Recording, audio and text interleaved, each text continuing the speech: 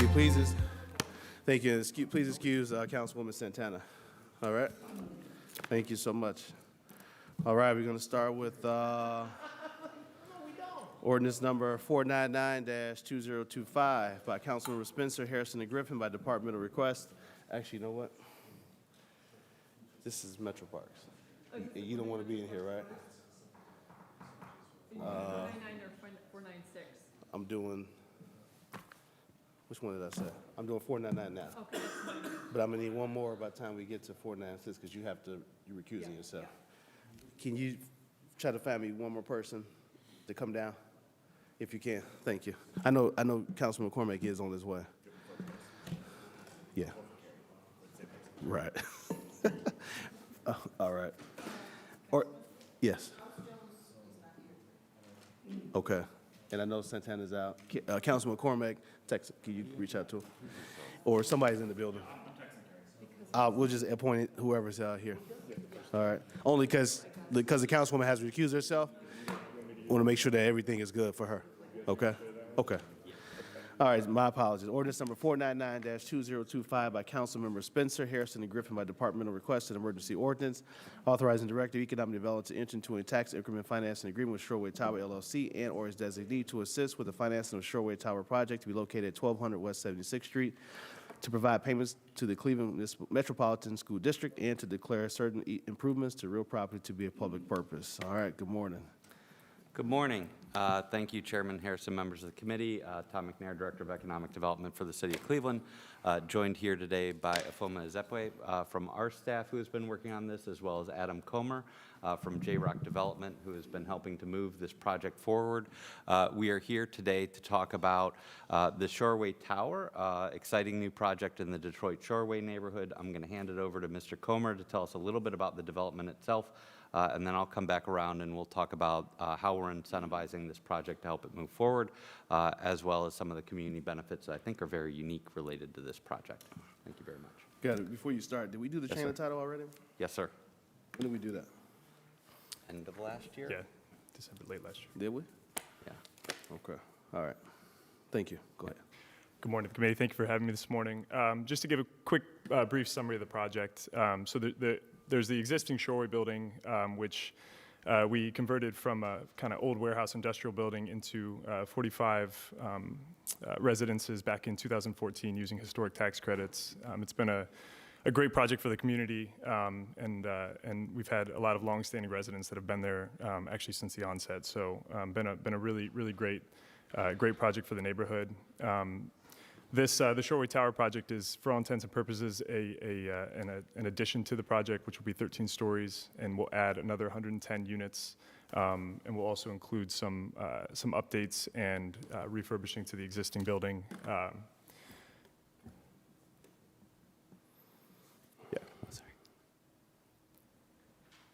So just show kind of a rendering of the project and the relationship between the new tower and the existing Shoreway building to create a pretty unique kind of dynamic environment that will share amenities. We'll have the same property staff that will operate both buildings, so it will really function as one project.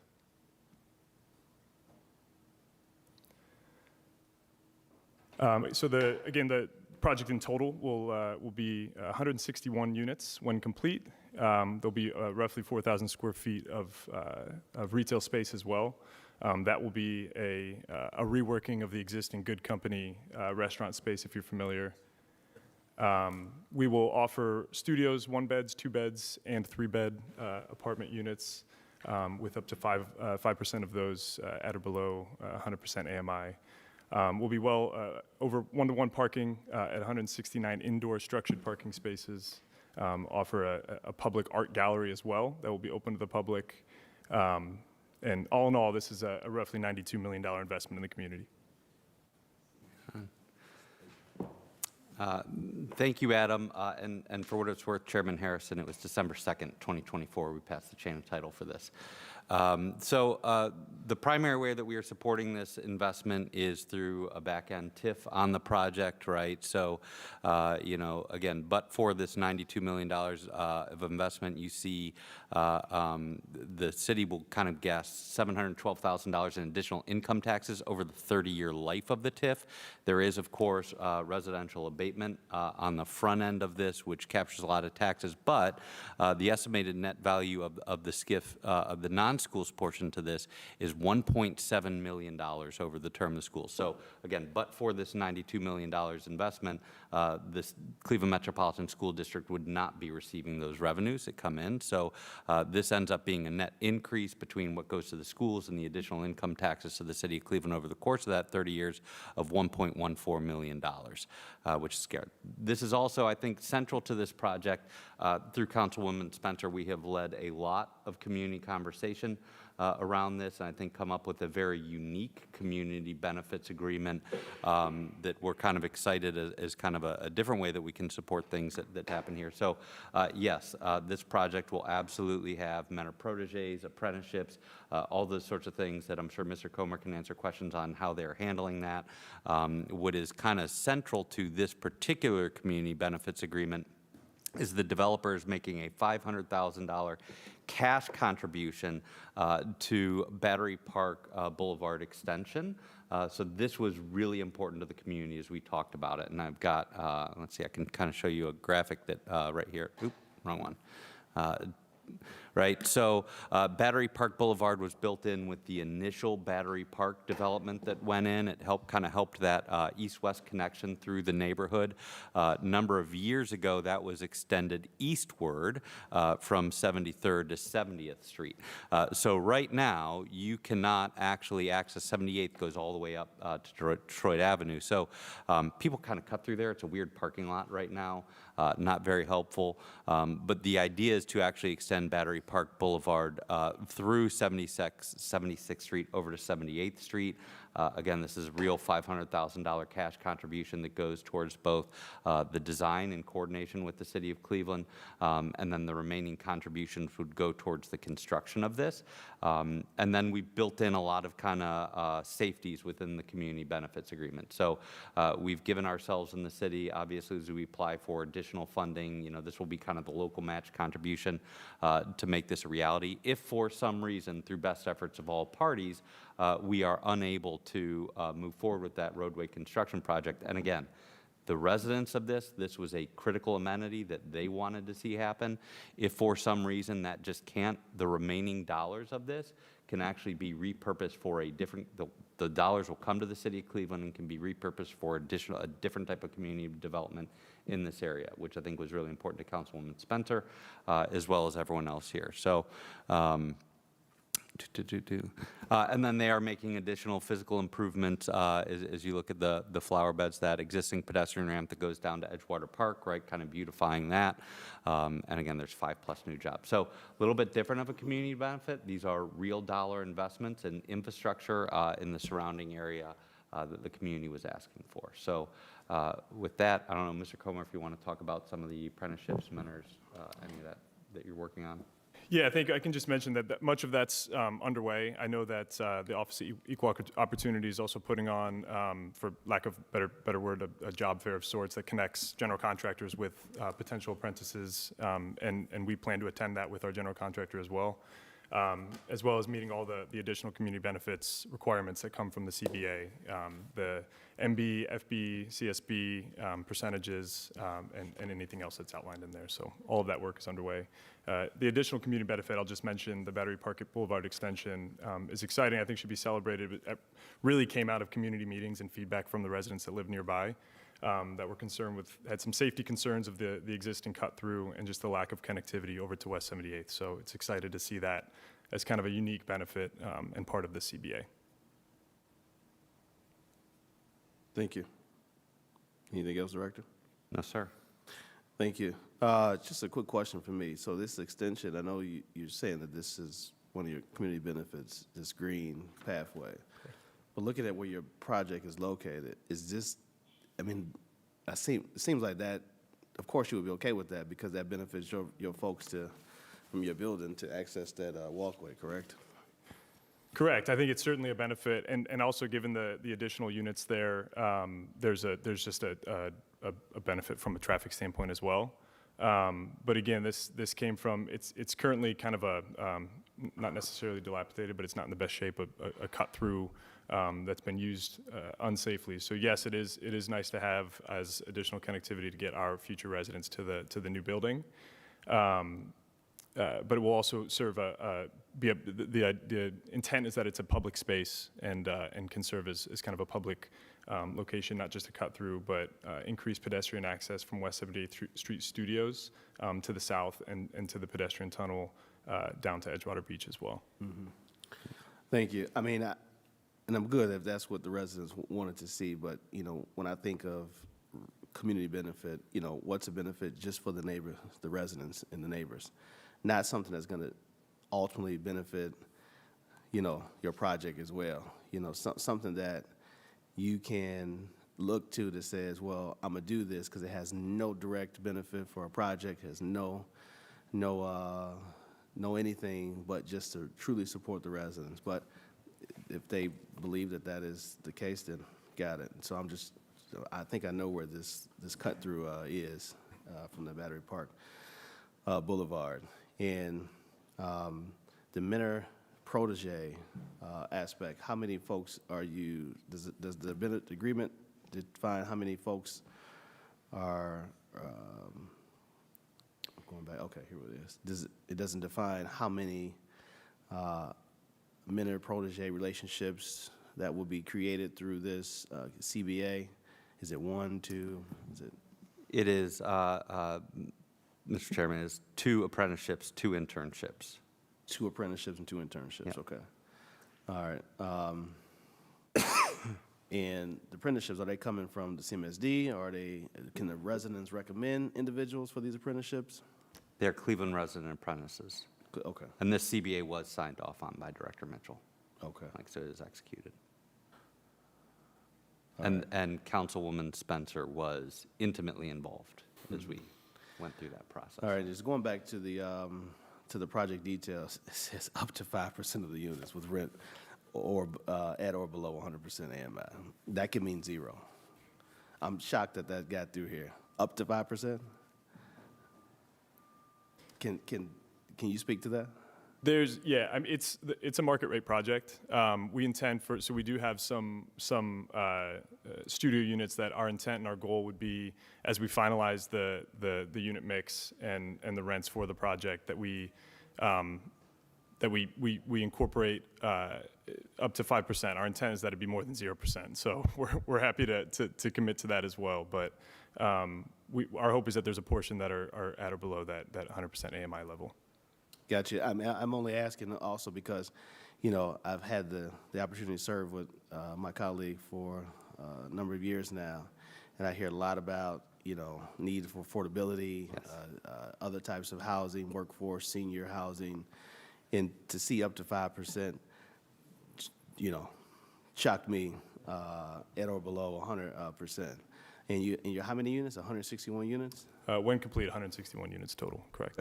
Yeah, I was, that's definitely not what I thought that maybe that was a mistake or something. That was in the project details, but I guess not. Okay. All right, we'll open to the committee for questions. Councilwoman Simpson, you want to kick it off, or you want to go to the committee? All right, then Councilman Harsh. Thank you, Chairman Hairston. Just a little bit more background about how we got here today. This has been through a lot of process at the city so far, including Landmarks Commission. This is actually a historic landmark. The original Shoreway building was I think it was called the Globe Machine and Stamping Company. Correct. Back in the day. And it has been I think for nearly 15 years now, it's been online as an apartment building. And it's really a landmark in the Battery Park neighborhood, the existing building. It was owned by the Catanzarite family that owned, of Pat Catan's fame, among many other things, the original brick building. And this is very new, modern, different, and yet it was wholly embraced by Landmarks Commission. It got really glowing feedback from the commission and people, including our former planning director. I can't speak for the current planning director. I've not spoken with her about the project, but the idea of adding density along the lakefront, it was of high importance as well to the Bibb administration. I have another component of the vetting that this project has gone through. It went through a couple of rounds of BZA hearings, and I thought most importantly, we had a community meeting back in September related to the community benefits agreement.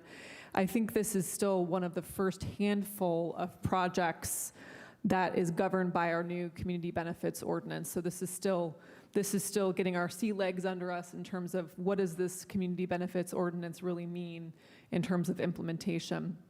So, Mr. Chairman, as you've, so just a couple thank yous before I keep moving on with my comments. I do want to thank the Office of Equal Opportunity, who provided just a steady hand and outstanding guidance in terms of the workforce inclusion components of the community benefits agreement, and obviously economic development staff for being that thread and continuity as this TIF was brought forward for consideration. I know that, as our chairman has mentioned, I've really hung my hat on, if you will, for the past 5 years of my term on council on prioritizing affordable housing in Gordon Square and in Ward 15 due to the need and desire to make sure it's a community, an inclusive community where people can, of all income levels, can live. There is a lot of, and actually my colleague, Councilman Harsh, I don't know if you'll plan to speak about it today, a lot of folks also believe in the importance of just adding units in general, adding units to the mix and making sure that we do have a wide variety of housing. And so this represents that it's not as much my passion as affordable housing would be.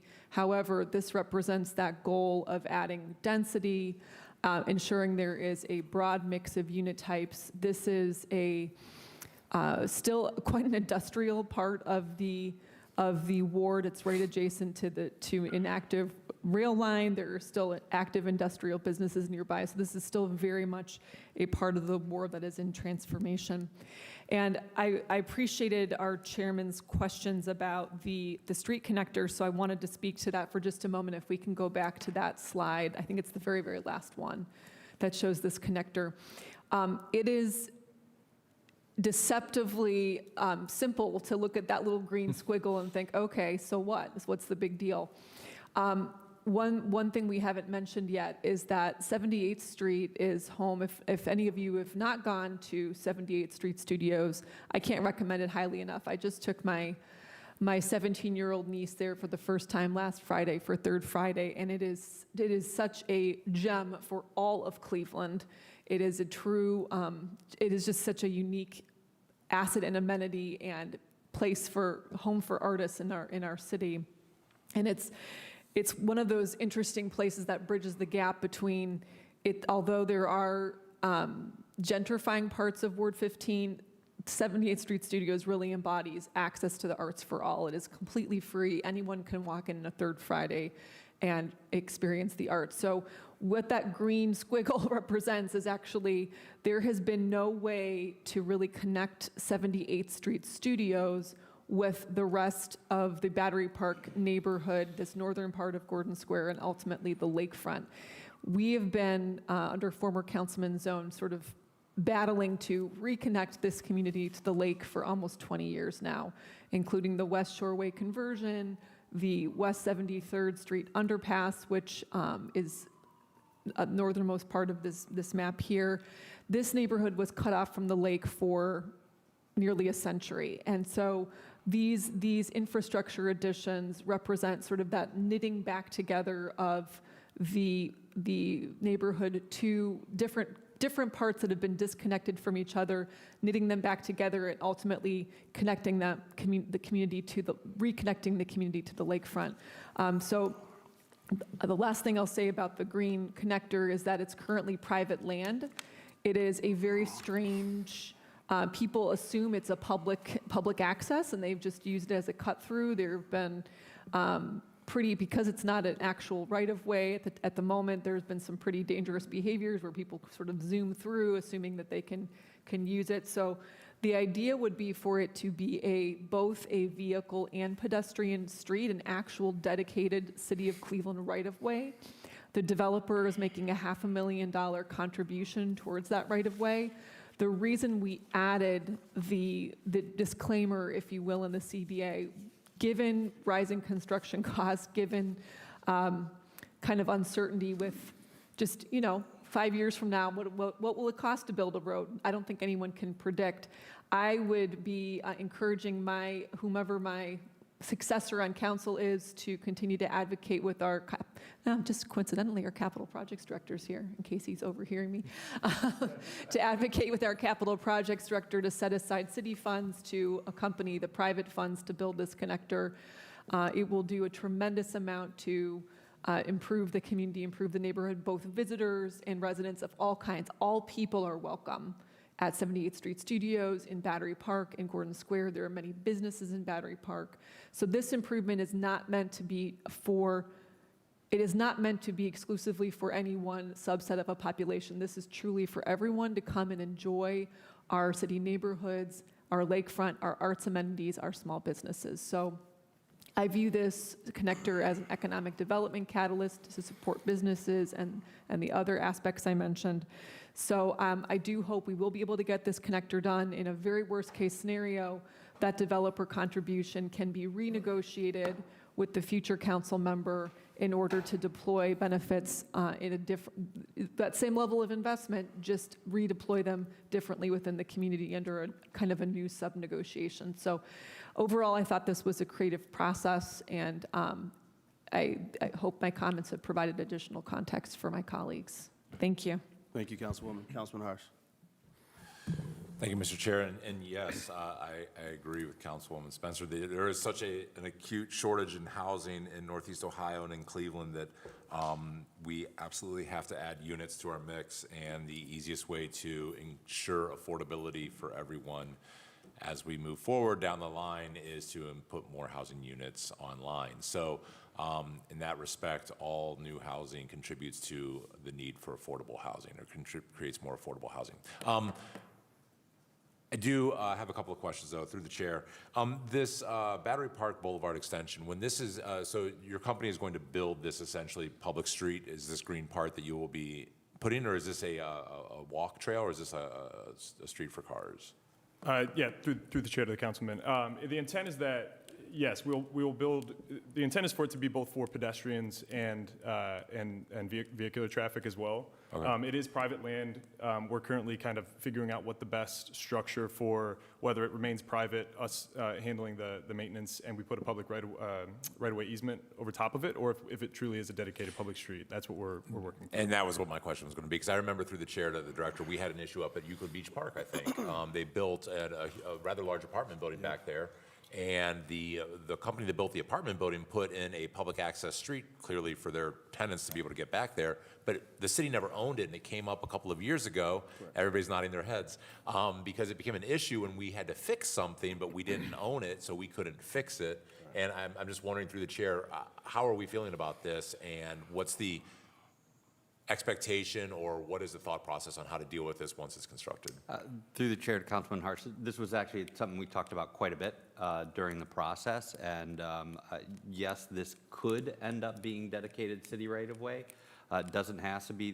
The one place that we looked at was actually in Ohio City, and Councilman McCormack may recall, Gold Court next to Mitchell's Ice Cream, which was a former alley, which we turned into a pedestrian street, but we put a permanent public easement over top of it, right? Because we vacated the street, so the property went to private property owners on each side, and we slapped that permanent public easement over top of it so that, one, we could guarantee that would be pedestrian space for all time, but also protected the city's ability to do work in the infrastructure underneath it. So that is a possibility.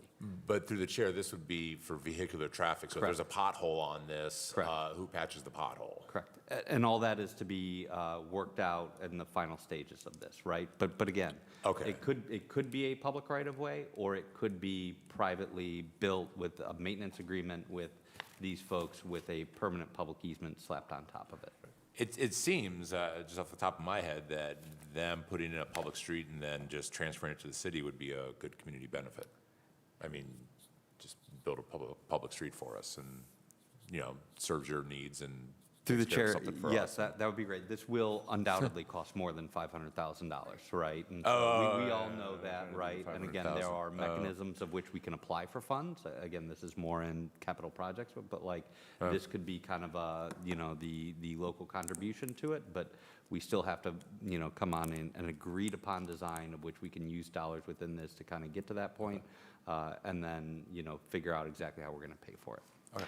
Then my only other question, because I'm dealing with the project too, through the chair, this blue is the footprint of the new building, correct? That project site is the footprint? Correct. Okay, so through the chair, can I ask what you're doing about parking? Are you doing less than 1-to-1, or are you putting parking underneath, or how are you guys dealing with it there?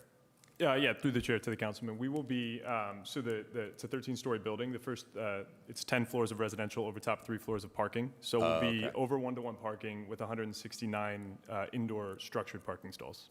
Okay, so you're just gonna, so you're gonna recreate the parking on the same footprint? Correct. Got it. Okay, you know, Mr. Chair, I like watching Cleveland get rebuilt. We have to, you know, we can't let the city languish. We have to put new housing in. I agree with you. I think the up to 5% is a little bit oddly worded. I think 5% would be 8 units of the 160. If I'm doing my math right, I think I am. And that seems readily doable. You know, you can put some efficiency. These are all 1-bedroom, 2-bedroom, 3-bedroom? Or are you going to have some efficiency units in there? We will have efficiency units, so studios, 1-beds, 2-beds, and also some 3-bedroom units as well. Okay. So I will leave it to that. I'm happy to see Cleveland get rebuilt. This looks like a good project, and thank you, Mr. Chair. Thank you, Councilman. So there's been no estimates of the cost to rebuild this street. So where did the $500,000 number come from? It's just a number that was chosen? To the chair, yes. We have looked at, so I believe the cost of the Battery Park extension east was 1.2 million, is that? Roughly, yep. No, if I may have a point on that. It was around 700,000, but unfortunately in today's dollars. Inflation adjusted. Yeah, inflation adjusted, it may have been closer to 1.2. 1.2. Okay. So again, I think this seems like a very meaningful contribution of $500,000 in real cash going into the project. And again, this can cover the upfront design dollars as well as money left over to go into the capital. Okay. All right. Yeah, I was just, when you mentioned there was no, you still had to go to design and figure out how, you know, you want to, you know, create the street and what it looks like. I know part of the other issue with Euclid Beach is that, and even with the flats, the street was constructed not to the city's, Correct. I won't say standards, but the city's way of building the streets. And Yes. so that was also the issue with taking the street as, and making it as dedicated city street. So I will hope that, you know, through this process that you all will work with Director of MOCAP to make sure whatever the work is completed, so that if the city decides to take on the street as a dedicated street, right, that it is something that we actually can accept because it is built correctly and built a certain way. So we don't have the issues like we had in the flats and over on Euclid Beach. To the chair, we've with made those that buildings. crystal clear. Okay. All right, see no further questions. Ordinance number 499-2025 stands approved. Okay. Thank you all very much for your time. Thank you. Thanks. 5%. Come on. You got to talk, Director. All right. Ordinance number 496-2025 by Councilmembers Bishop, Harrison, and Griffin by departmental request. Emergency ordinance authorizing Director of Capital Projects to enter into a project development agreement with the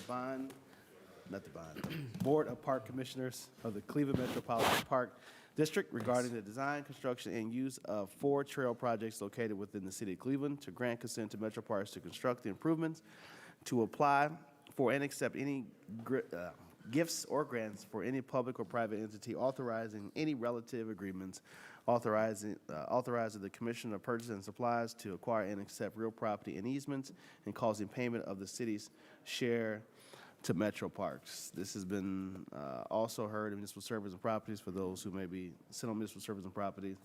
And we're here today for a presentation. All right. Hello, Mr. Chairman. So to my left are my colleagues from the Metro Parks, and I'll have them introduce themselves. And then we'll go through a PowerPoint presentation. To my right is Phil Kidd, who's in the Mayor's Office of Capital Projects, coordinating trails and completing green streets. And just as a precursor, the trails that we're speaking of, I'm going to mention which wards they're in, just so that folks are clear on that. The Slavic Village Downtown Connector North trail is in wards 3, 5, and 12. Morgana Run Booth Avenue Extension is in wards 2 and 12. Euclid Creek Greenway Extension is in wards 8 and 10. And then Opportunity Corridor Connector is in wards 3 and 5. So with that, I'm going to hand it over to Sarah and Josiah, and they can introduce themselves as well. Yes, I'm Sarah Burns-Meyer, planner with Cleveland Metro Parks. And I'm Josiah Denton, another planner with Cleveland Metro Parks. And we just have a brief presentation that I can run through to give some background on the project, but it is a project development agreement that is before you today. And it's a partnership project. We would not have gotten the grant award for the planning project or the construction project without that strong partnership. And so what we have is the 4 different trails that were funded through the RAISE program, discretionary grant program, now known as BUILD. And the original planning grant was submitted in 2021. It took about a year and a half to get under contract with Federal Highway Administration for this. So we started work in August of 2023 with planning the 4 different trails: Slavic Village Downtown Connector North, the Morgana Run Booth Avenue Extension. Those were going through the full design process to construction documents. And Euclid Creek Greenway Extension and Opportunity Corridor Connector, we're going through preliminary engineering feasibility study to get alignments and good cost estimates. And all of these projects were derived from the Cuyahoga Greenways Plan, which is a 50-year trail vision for the county, and was put together. The Cuyahoga County Planning Commission was the lead sponsor on that, but had great participation from throughout the county, including City of Cleveland. So our RAISE planning grant, this is a little bit better map to show you the connections. And I forgot it doesn't show up on the map, but you can see the blue hashes are the trails that are covered in the RAISE planning grant. And the purple trails are existing trails, and then the orange that you see is the Garfield Boulevard Connector Trail that's currently under construction. So we're building out a network with these additional trails, and it's really bringing a lot of connectivity to the system on the east side of the river. Mr. Chairman, on the point. Yes, Councilman. Is this all just Metro Parks only? It doesn't include any of the Cleveland locations? This is all Metro Parks trails that we like? Through the chair to the councilman. So what you're seeing right there, the purple trails are a mix. It's all the all-purpose trails that are kind of in that general area. And then the blue trails are the ones that are covered by the RAISE planning grant and construction grant for Slavic Village Downtown Connector and Morgana Run Extension. These are all using primarily the public rights-of-way for City of Cleveland streets, and the application was put in partnership with the city. And so we've been working hand in hand. Phil has been part of the project team, and we've been meeting every 2 weeks for the last almost 2 years. And we've been in lockstep with each other. So Cleveland Metro Parks will maintain the trails, police the trails, but City of Cleveland remains the owner of the underlying right-of-way. And we went to the community for a very extensive public engagement process. And these are just some of the criteria of what people wanted and what was the need for the community and how to balance that, because we were working in very constrained areas. And so there had to be trade-offs. And one of the things that came through very strongly was the need for lighting and having good eyes on the trails. And so that influenced our decision-making. And then we had certain trail criteria that we had to build to. A 10-foot wide trail with 2-foot shoulders is the standard for the engineering for it. And that's depicted here. Also maintaining the proper tree lawn space so that we could get street trees in. That was another big part of the project, is a lot of these areas are very, very denuded of trees, and so we're trying to put in more street trees as part of these projects. And then just a overall timeline, we're in the home stretch here. We're finishing up design and engineering of the 2 trails, the ones that are going for the construction, and then we'll be starting on further design, detailed design for the Euclid Creek Greenway extension using the funding that was allocated by City of Cleveland about 2 years ago. And then our construction grant, we received this last summer, $19.5 million to build that section of the Slavic Village Downtown Connector North and Morgana Run extension. And as I mentioned, we're finishing up design right now. We are working with the administration. They still have not released the grant agreements for this program. It's under review, but we are proceeding as if everything is going as per plan, and hoping to put this out to bid in the fall for these projects and start construction in spring of 2026. It'll take about 2 years just because of maintenance of traffic, and there's a lot of utility relocations for the projects, but that would have a substantial completion by really about the end of 27, perhaps some landscaping work in early 28. But then they'll be part of the system. And then ODOT will be building the center part of the Slavic Village Downtown Connector. And then we've been working with the city on the feasibility for Slavic Village Downtown Connector South outside of this project development agreement.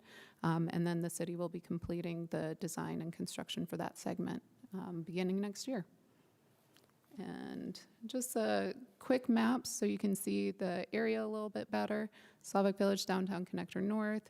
It connects into the existing trail that was put in by ODOT as part of the Interbelt Bridges project, and goes down Broadway until you get to another portion of the trail that was put in by ODOT as part of another Interbelt construction group.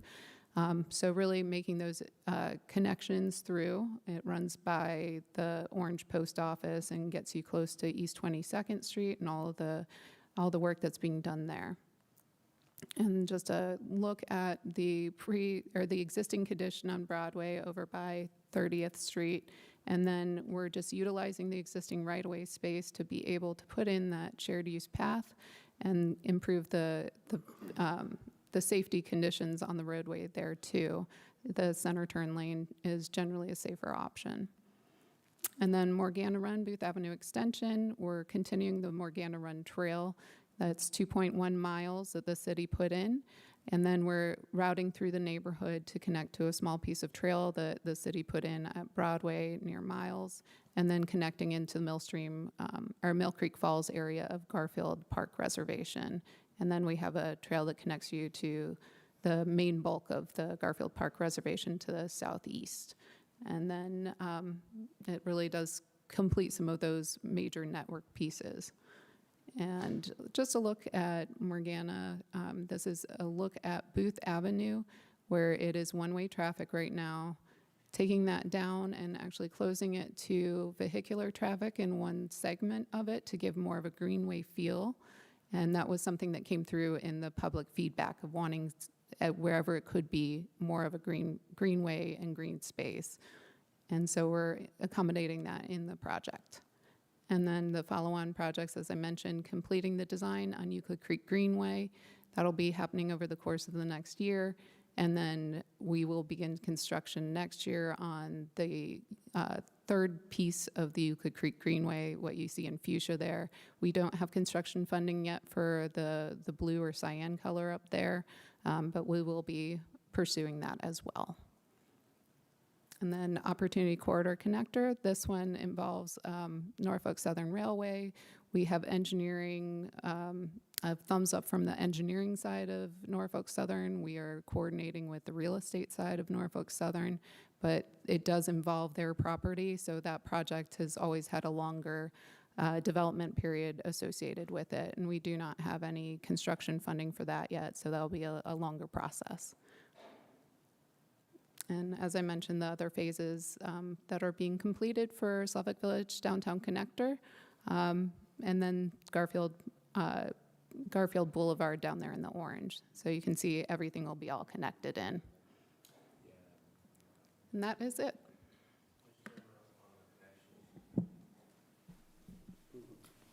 Yeah.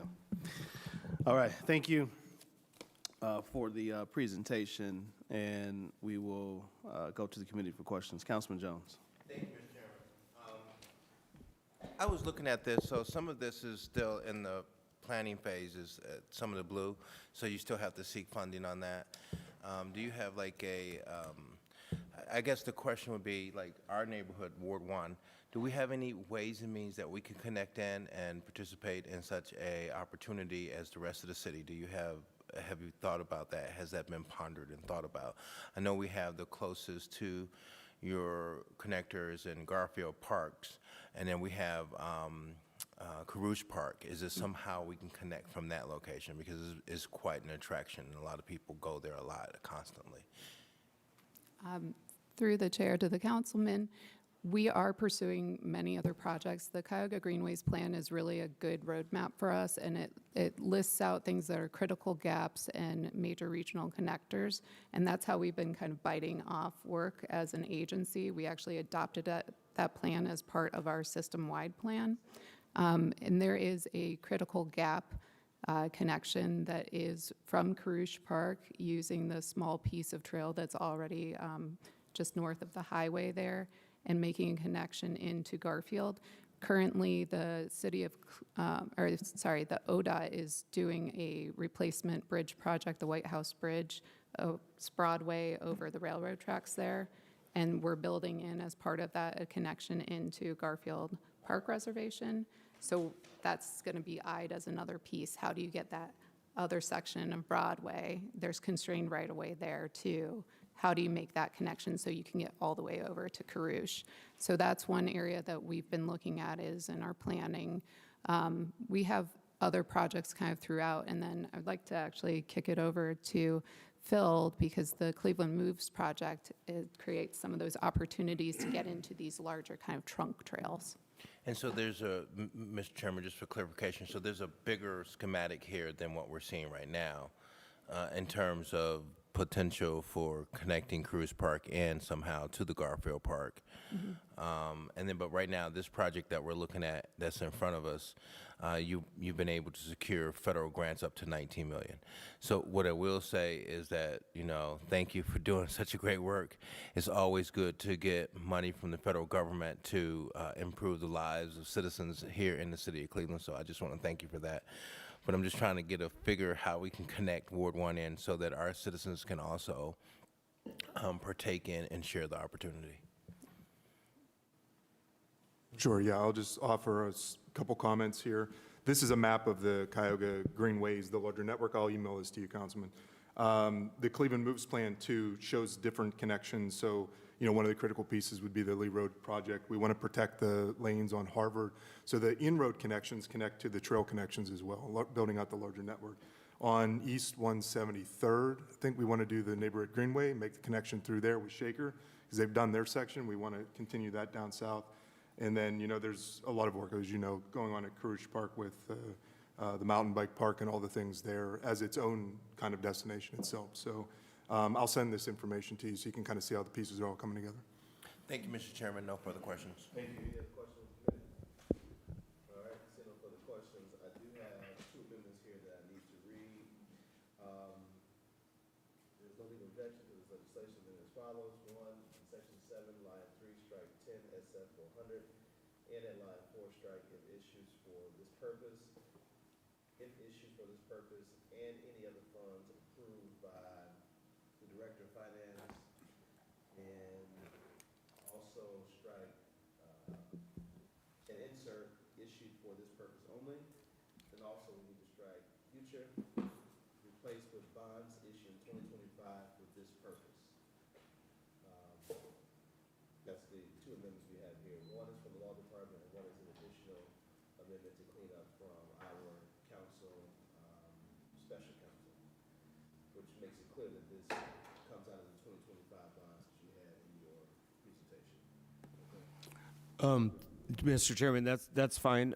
Just to let you know, some funds are already in sub-funds specific for these projects from past bond sales, but then the amendment that you're proposing is fine because we are also having 2025 bond sales that will go into these projects as well. Okay. So I've read both amendments. We can accept the motion on what I just read. So I'll accept the motion on the amendments that I just read. Is there a second? Second. Second, all right. Any discussion? All right, seeing no discussion, all in favor? Aye. All opposed? All right, the amendments I just read pass. Any further questions or discussion? Seeing none, ordinance number 496-2025 as amended stands approved. All right, thank you all. Thank you.